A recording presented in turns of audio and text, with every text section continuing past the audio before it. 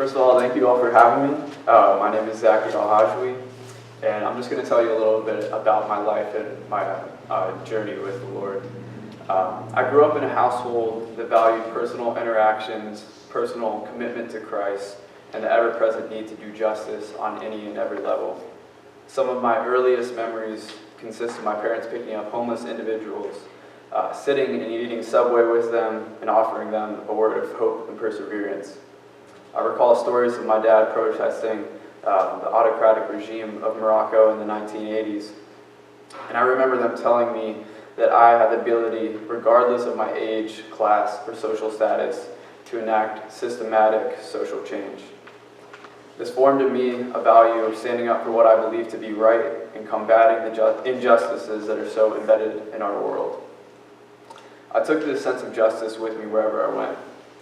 Starting at a young age, I got involved with inner-city ministries. I began volunteering at church and participated in leading a middle school boys' small group.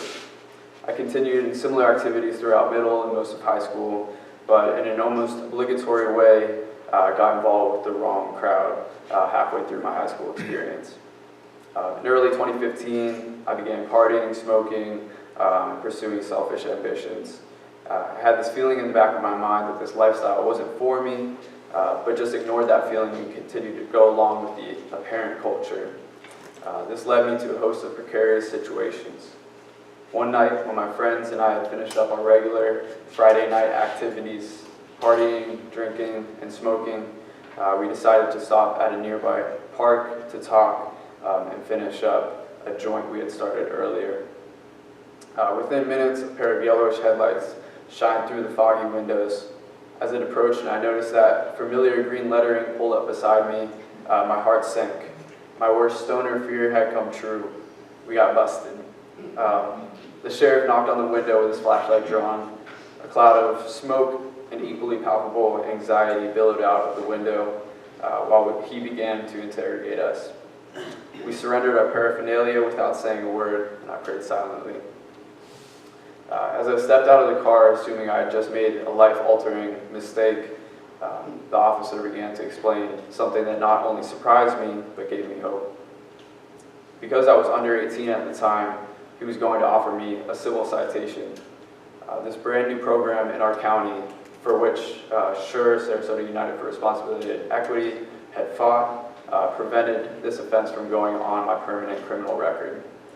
He emphasized how lucky I was, explaining that if I had been caught even 10 miles up the road or a month too prior, I would have been arrested and charged without the option of a civil citation, my record forever tarnished.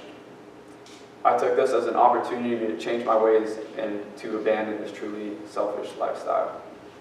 Since this time, I've sought to fulfill my biblical mandate to do justice. For the last year, I participated in SURE in every way that I can and have rededicated my life to helping others live peacefully in an equitable, just, and responsible society. Because of the justice that was served to me, I challenge myself daily to combat the injustices wherever I see it. I challenge you to do the same. Isaiah 1:17 commands that we learn to do right, that we seek justice, defend the oppressed, take up the cause of the fatherless, plead the case of the widow. And I just wanted to focus on one phrase in there, take up. In ancient Greek, that translates to a hero, or to take upon oneself and carry what has been raised, to bear. In order to fulfill that biblical mandate, we must take personal responsibility to do justice. We must not wait for someone else to do it.